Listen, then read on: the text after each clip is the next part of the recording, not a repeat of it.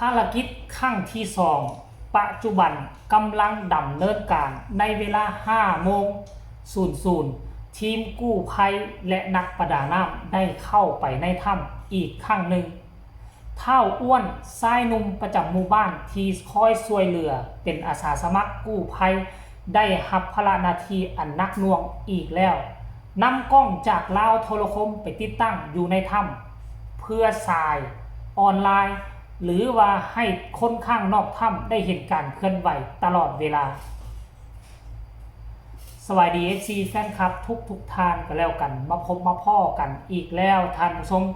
ภารกิจกอบกู้หรือว่าค้นหาคนติดถ้ำอยู่ที่เมืองล่องแจ้งแขวงไส้สมบูรณ์มาฮอดมื้อนี้วันที่31เนาะตอนนี้เป็นเวลา5โมงกว่าตอนแรงทีมงานกู้ภัยทั้งไทยและลาวร่วมกับต่างประเทศกำลังมุ่งหน้ามุดเข้าไปในถ้ำอีกครั้งหนึ่งเนาะแต่ว่าหลายคนก็จับตาเบิ่งจับตามองเท่าอ้วนทั้งที่พอของเรารอดออกมาแล้วพอของเราอยู่ที่โรงพยาบาลถ้าเป็นคนอื่นก็คงจะยุดค่อยบ่ไปนำละเด้อค่อยบ่เฮ็ดเด้อพอค่อยออกมาแล้วนะค่อยเข้าไปเพื่อไปเอาพอค่อยนะแต่ว่าเท่าอ้วนบ่เป็นแบบนั้นมีความรับผิดชอบสูงคนอื่นเสียสละเวลาเสียสละชีวิตเพื่อตามหากอบกู้เอาพอตนเองออกมาได้เพราะฉะนั้นจิตใจของสาวหนุ่มคนนี้บ่สามารถที่จะปะละภารกิจนี้ได้พอตนเองปลอดภัยเพราะคนอื่นช่วยตนเองจะขอช่วยคนอื่นให้ปลอดภัยคือกันกับพอตนเองเท่าอ้วนตัดสินใจร่วมภารกิจอีกครั้งหนึ่งเป็นรอบที่2ถึงแม้ว่าภารกิจนี้มันจะหนักหน่วงกว่าภารกิจเก่าแต่ว่าบ่ต้องย่านเพราะว่าชาวบ้านแถวนี้นี่เขาเข้าถ้ำแห่งนี้นี่เป็นเรื่องปกติของเขาแล้ว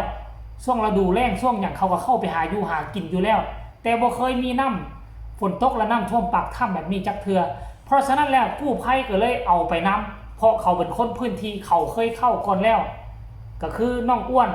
และอีกคนนึงน่าจะเป็นน้องตายบ่เห็นเพิ่นเคลื่อนไหว 2-3 มื้อแล้วน้องตายเนี่ยบ่เห็นออกหน้ากล้องเนาะท่านผู้ชมดังที่ทุกคนเห็นอยู่ในภาพนั่นแหละน้องอ้วนกับกำลังอุ้มกล้องวงจรปิดเนาะอุ้มกล้องวงจรปิดใส่ถุงกันน้ำเนาะแล้วก็ทางต้นไม้ใหญ่หน้าถ้ำก็เป็นตัวตั้งกล้องอีกตัวหนึ่งท่านผู้ชมแล้วก็จะมาต่อใส่จอมอนิเตอร์คนอยู่ทั้งนอกถ้ำหน้าถ้ำเนาะความปลอดภัยอันสูงสุดจะได้ส่งให้จอมอนิเตอร์เห็นมัดท่านผู้ชม FC แฟนคลับโอ้ยก็ถือว่าสมเชยหลายเดี๋ยวมาเบิ่งภารกิจเนาะคลิปนี้อาจจะบ่มีวิดีโอให้ท่านผู้ชมได้เบิ่งได้ชมเด้อมาเบิ่งภารกิจตอน17:00 นาทีน้องอ้วนพร้อมจะนำอุปกรณ์กล้องวงจรปิดจากลาวโทรคมไปติดตั้งในถ้ำพร้อมด้วยทีมค้นหาจากไทยและต่างชาติก่อร่วมสามัคคีปฏิบัติตามแผนเวียกที่วางออกสนอกซึ่งในมือนี้จะเฮ็ดใน4ภารกิจอันที่1สืบต่อดูดน้ำและวางจักดูดน้ำเพิ่ม1จุดอันวางจุดดื่มน้ำเพิ่มอีก1จุดนี่ก็แม่นจุดที่น่าจะเป็นจุด5คนติดอยู่หั่นล่ะน่าจะวางซั่นแหละดูดขึ้นมาใส่ห้องโถงและห้องโถงก็จะดูดขึ้นมาต่ออีกครั้งนึงท่านผู้ชมเนาะภารกิจที่2ซ่อมแปลงห้อยหัวของท่อน้ำเพิ่มประสิทธิภาพในการดูดภารกิจที่3ค้นหาปลายทางออกของน้ำเพื่อระบายน้ำออก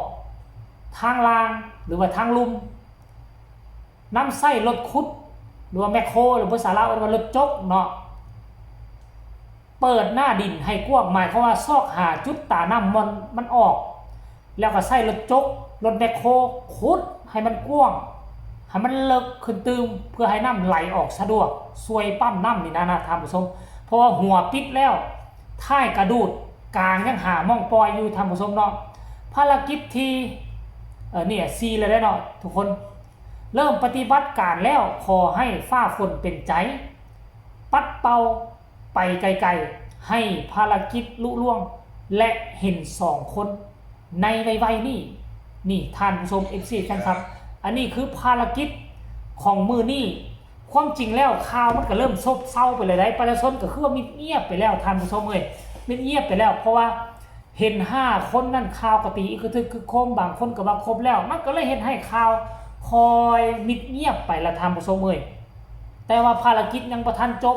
อยากขอชื่นชมนั่นก็คือวัยหนุ่มประจำหมู่บ้านความจริงมันมี 3-4 คนบ่ได้วัยหนุ่มประจำหมู่บ้านแต่ว่าพ้นเด่นที่สุดนั่นก็คือเท่าตายและก็เท่าอ้วน2คนนี้ค่อนข้างว่าพ้นเด่นแล้วก็FC แฟนคลับพี่น้องชาวไทยก็จับตาเบิ่งจับตามองคอมเมนต์เสนอให้อาจารย์เก่งกาจวงกาวงฮับเอาเท่าอ้วนไปฝึกฝนรอหลองไปเป็นกู้ภัยเนาะอยู่ทางฝั่งไทยฝึกให้เก่งแล้วเอามาประจำอยู่ทางฝั่งลาวหลายคนก็ว่าแบบนี้ได้อ้วนนี่น่าจะอายุประมาณ19 ปีนึงได้ตอนพออ้วนออกจากถ้ำมาสิ่งแรกที่เป็นห่วงลูกตอนอยู่ในถ้ำมันน่ะก็คือเป็นห่วงลูกเพราะว่าลูกมาขี่รถเลาะเละๆละว่าซั่นเด้ก็เบิ่งแต่ว่ามอไซค์ที่เอามาพานไอ้ปอนเพิ่นไปเที่ยวในเมืองกันติล่ะมอไซค์ห้างแต่ว่าความจริงแล้วอยู่บ้านนอกรถภูเขาที่ดีที่สุดก็คือรถแบบนี้แหละอยู่บ้านนอกของท้องถิ่นลาวจะใช้รถแบบนี้บ่แม่นรถไทยเด้รถเวฟร้อยนี่สู้รถจีนบ่ได้ถ้ามาอยู่กลางป่าคืออยู่ทางชนบทลาวไปให้ไปส่วนนี้จะเอารถจีนแบบนี้แหละมาดัดแปลงแล้วก็ขึ้นภูขึ้นเขาได้ดีกว่ารถเวฟร้อยตื่มทันผู้ชมเอ้ยบ่เชื่อพวกเจ้าไปเลาะเบิ่งรถอยู่บ้านนอกคอกนาอยู่ภูเขาอยู่ในเมืองนี่เห็นเวฟรถเวฟร้อยไทยเต็มแต่มาอยู่ภูเขานี่รถแบบนี้น่ะค่อยเคยขี่และใช้รถเวฟร้อยขี่ไปเฮือน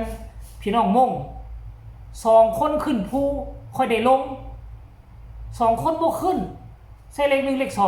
2บ้านรถจีนกายมาอัด3ขี่ไปเบิ่ง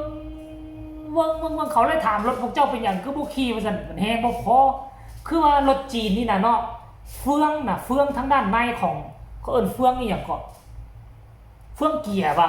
เขาว่าของรถจีนนี่มันจะใหญ่กว่าเฟืองรถไทยจะน้อยเพราะฉะนั้นอัตราการเร่งนี่น่ะ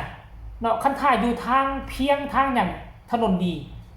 เขาว่ารถเรียบร้อยนี่ไปได้ดีกว่าแต่ถ้าไปเป็นทางดินแดงทางขึ้นภูเขาสั้นแบบตั้งข้อไปสิน่ะคือรถจีนนี่มันเฟืองใหญ่เล็งมันนานสุดกว่าว่าซั่นเด้อันนี้ค่อยก็บ่ฮู้เด้อประชาชนบ้านนอกอยู่ท้องถิ่นก็เจ้าพากันเว้าแนวนั้นและเขาก็พากันใช้รถจีนนี่แหละเอาโกบออกหมดแล้วก็ขี่คือรถอันน่ะไอ้ปอนขี่กับอันน่ะน้องอ้วนมื้อวานนี่แหละขึ้นภูแหละท่านผู้ชมเนาะเอาก็เอาเรื่องราวมานำเสนอกันเพียงแต่ซ้ำนี้ก็แล้วกันเด้อทุกคนภารกิจเนาะตามหา2คนนั้นได้เริ่มแล้วของตอนแรงมื้อนี้ก็หวังว่าพวกเขาจะได้ยินข่าวดีในไวๆนี้ก็แล้วกันฝากทุกคนกดไลค์กดแชร์อีกคลิปนึงก็แล้วกันเด้ออาจจะบ่ตื่นเต้นก็ขอให้ทุกคนอยู่เคียงข้างเป็นกำลังใจให้กู้ภัยลาวไทยและต่างประเทศก็แล้วกันสำหรับคลิปนี้ลาท่านผู้ชมไปก่อนสวัสดี